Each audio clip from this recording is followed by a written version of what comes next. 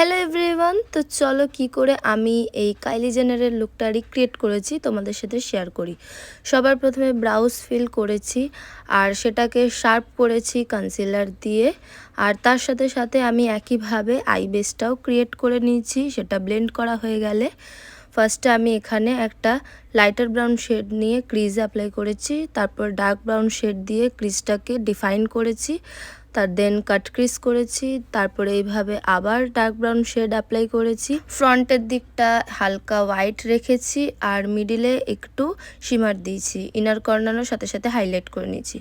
দেন একটা sharp উইংও draw করি, এরকম হবে দেখতে। দেন মাস্কারা অ্যাপ্লাই করে নিয়েছি। দেন সেম আমি একইভাবে আরেকটা আই মেকআপও করে এসেছি। এরপরে আসি ফেস মেকআপে। সবার প্রথমে ময়শ্চারাইজার অ্যাপ্লাই করি, দেন কালার কারেকশন করি হালকা, যতটা আমার পিগমেন্টেশন রয়েছে যেখানে।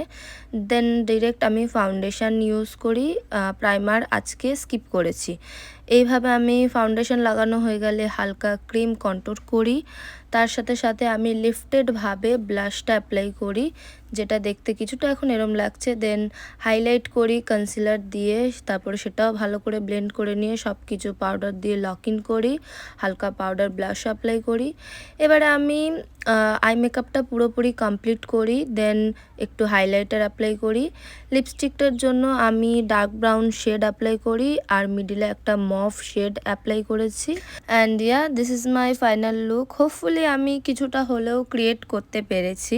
তোমরা জানিও কমেন্ট বক্সে কতটা ক্রিয়েট করতে পেরেছি। টাটা।